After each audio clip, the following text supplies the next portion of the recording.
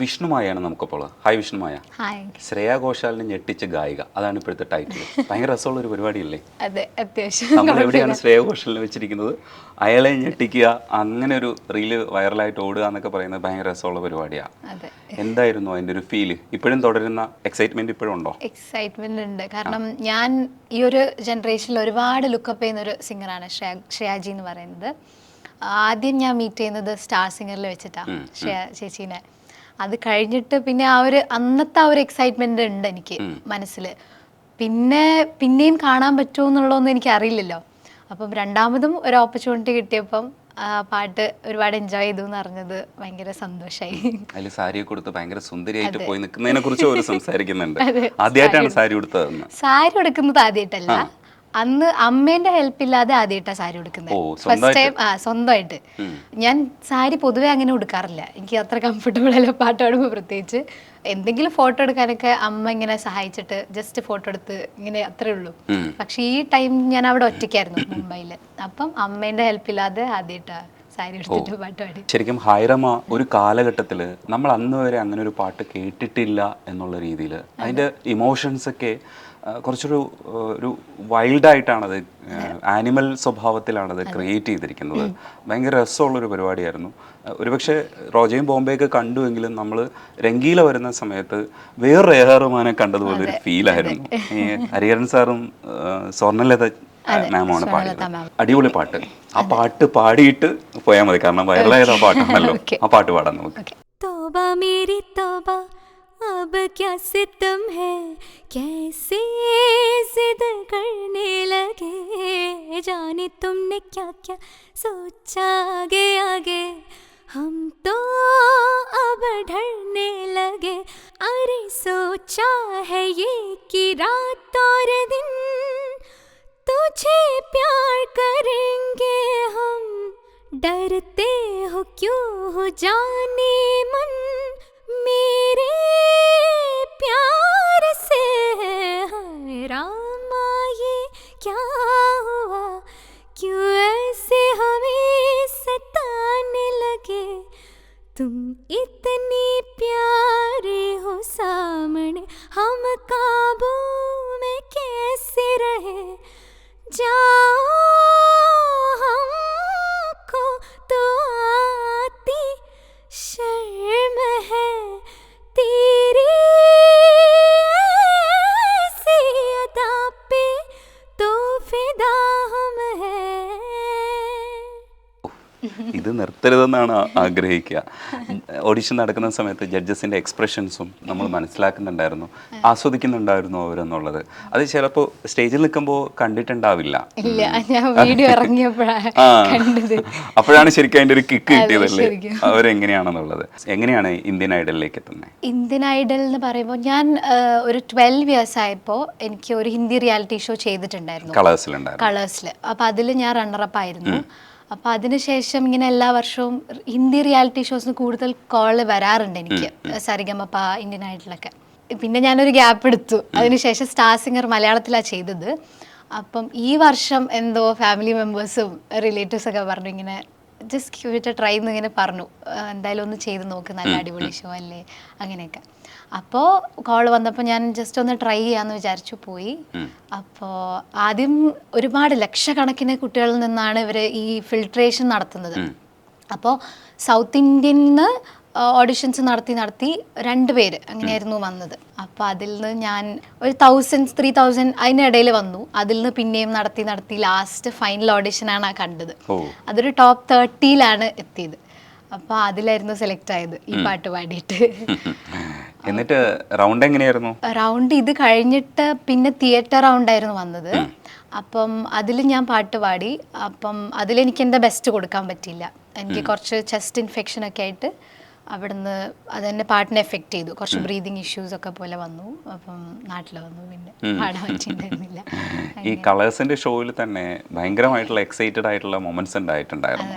ശങ്കർ മഹാദേവനൊക്കെ നിങ്ങളുടെ sound like ചിത്ര ചേച്ചിയുടെ ചെറുപ്പമാണെന്ന് പറയുമ്പോൾ അതിനപ്പുറത്തേക്കൊരു അവാർഡ് എന്ന് പറയുന്നത് 12 വയസ്സുകാരിക്ക് കിട്ടാവുന്ന ഏറ്റവും വലിയ അവാർഡല്ലേ അത്രയും വലിയൊരു സിംഗർ പറയുന്നത്. ആ ഷോയില് ഭയങ്കര ഇതാണ്, അത്ഭുതമാണ് എനിക്കിപ്പോഴും അത് ആലോചിക്കുന്ന സമയത്ത്. അന്ന് എനിക്ക് 12 വയസ്സുള്ള സമയത്ത് ഇങ്ങനെ വിളിച്ചു. ഇതേപോലെ തന്നെ അന്ന് ഞാൻ തമിഴ് റിയാലിറ്റി ഷോ ഒക്കെ ചെയ്ത ആ ഒരു ബേസിസിൽ എൻ്റെ പേരൊക്കെ അറിയുന്നതുകൊണ്ട് വിളിച്ചു. അപ്പം ഞാൻ പോയപ്പം അവിടെ എത്തിയപ്പോഴാണ് ഞാൻ അറിഞ്ഞത് ഇത് ലൈവ് റിയാലിറ്റി ഷോ ആണെന്ന്.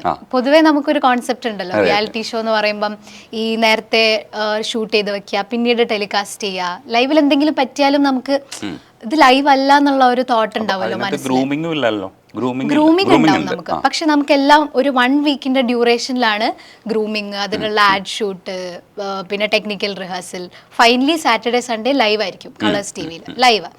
അപ്പോൾ അതറിഞ്ഞപ്പോൾ ഞാൻ അച്ഛനോട് പറഞ്ഞു, ഓക്കെ ബൈ നമുക്ക് പോവാം, എനിക്ക് പറ്റില്ല അങ്ങനെ പറഞ്ഞു. കാരണം പിന്നെ ഏജ് ലിമിറ്റ് ഞാൻ വിചാരിക്കുന്നത് നമ്മൾ നോർമൽ റിയാലിറ്റി ഷോ പോലെ ഒരു 12 എന്നൊക്കെ പറയുമ്പോൾ ഒരു 25 30 ഒക്കെ ആയിരിക്കും എന്ന് വിചാരിച്ചിട്ട് പോയി. അവിടെ എത്തി പറഞ്ഞു ഈ ഒരു ഷോ ഒരു പ്രത്യേക ഏജ് ലിമിറ്റ് ഒന്നുമില്ല, 6 വയസ്സ് മുതൽ 60 വയസ്സുള്ള ആൾക്കാർക്ക് വരെ മത്സരിക്കാം എന്നുള്ളത്. പിന്നെ ഈ സോളോ സിംഗിങ് മാത്രമല്ല, അതിലെ എല്ലാ കൈൻഡ്സ് ഓഫ് മ്യൂസിക്, എങ്ങനെയാ പറയാ, ബാൻഡ്, ട്രയോ, ഡുവോ, അങ്ങനെയൊക്കെയുള്ള പല, ഹാർമണി, കോറസ്, ആഫ്രീൻ ഗ്രൂപ്പ്, അങ്ങനെയൊക്കെ പല.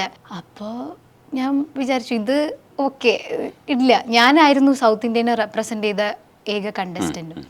അപ്പോൾ അവിടെ എത്തി ജസ്റ്റ് ഫൈനൽ ഓഡീഷന് പാടി ജിയ ജലെ എന്ന് പറഞ്ഞ പാട്ട്. അപ്പോൾ പാടിയ സമയത്ത് ഒരു പ്രത്യേക രീതിയിൽ അവിടുത്തെ സ്റ്റേജൊക്കെ അവിടെ നിന്ന് പറഞ്ഞു കഴിഞ്ഞാൽ നമുക്ക് ഡയറക്റ്റ് ജഡ്ജസിനെ കാണാൻ പറ്റില്ല, എക്സ്പേർട്സ് ഇങ്ങനെ മുമ്പിലിരിക്കും, ഒരു വലിയ വാളുണ്ട് നമ്മളെ മുമ്പിൽ, അതിൽ ലൈവ് വോട്ടിംഗ് നടക്കും. ഇന്ത്യ മൊത്തം ഇങ്ങനെ ലൈവായിട്ട് ഷോ എയർ ആവുമ്പോൾ വോട്ടിംഗ് നടക്കും. ആ വോട്ടിങ്ങിൽ നമുക്ക് ഒരു പെർട്ടിക്കുലർ പെർസെൻറ്റേജ് കിട്ടിയാൽ മാത്രമേ ആ വാള് പൊന്തുള്ളൂ, എന്നിട്ടേ നമുക്ക് ജഡ്ജസ് എന്താണ് റിയാക്ഷൻ എന്നൊക്കെ കാണാൻ പറ്റുള്ളൂ. അപ്പോൾ പാടിയപ്പോൾ ഫസ്റ്റ് എൻ്റെ കയറുന്നുണ്ടായിരുന്നില്ല, ലാസ്റ്റ് ഞാൻ ആ ഒരു ആഡ്ലി പോലെ ഒരു സംഭവം ലാസ്റ്റ് പാടുന്ന സമയത്ത് ഇതങ്ങ് കയറി. എന്നിട്ട് പിന്നെ കമൻസ് ഒക്കെ പറഞ്ഞു കൊടുക്കുമ്പോൾ അപ്പോൾ എനിക്ക് ഫുൾ ഞാൻ ബ്ലാങ്ക് ഔട്ടാണ്, ഒന്നും മനസ്സിലാവില്ല.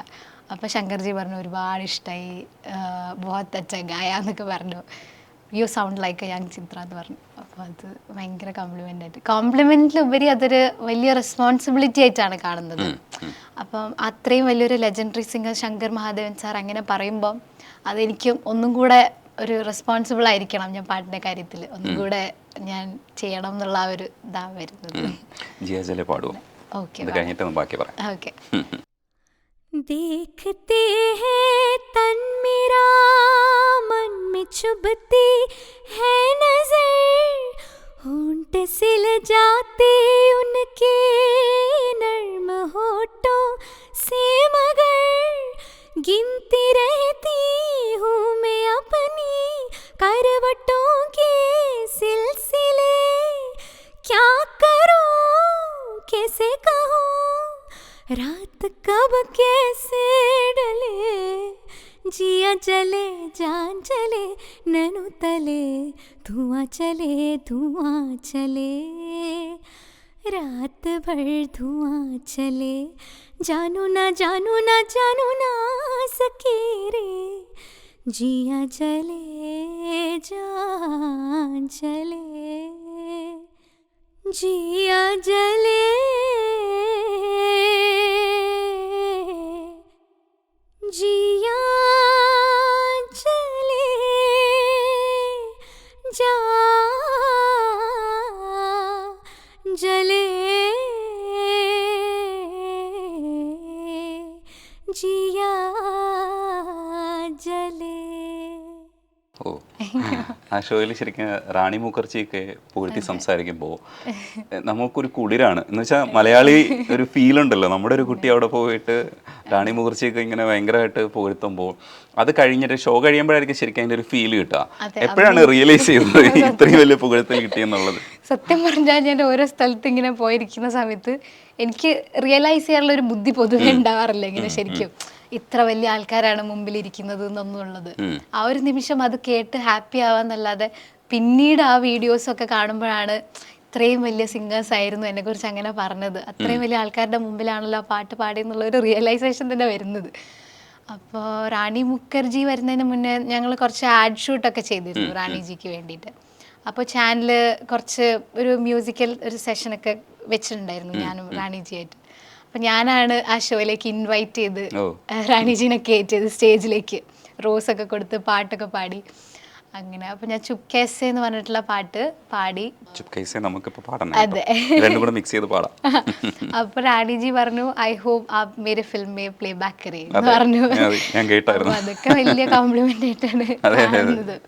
വോയിസിനെ കുറിച്ച് ഒരുപാട് കോംപ്ലിമെന്റ് ചെയ്തിട്ടുണ്ടായിരുന്നു റാണിജി. ഇത്രയും നമ്മളിങ്ങനെ കാണുന്ന ആൾക്കാരൊക്കെ കാണാൻ തന്നെ പറയുന്നത് ഒരു ഭാഗ്യമാണ്. അവിടെ വേറെ ഗസ്റ്റുകളൊക്കെ കുറെ പേരുണ്ടായിരുന്നില്ലേ? കുറെ പേര് വന്നിരുന്നു. ഉദിജി ഉദിജിന്റെ കൂടെ ഉണ്ടായിരുന്നത് ഒരു ഡിഫറെന്റ് ലാംഗ്വേജിൽ പാട്ടുകൾ പാടി ഞങ്ങൾ രണ്ടുപേരും.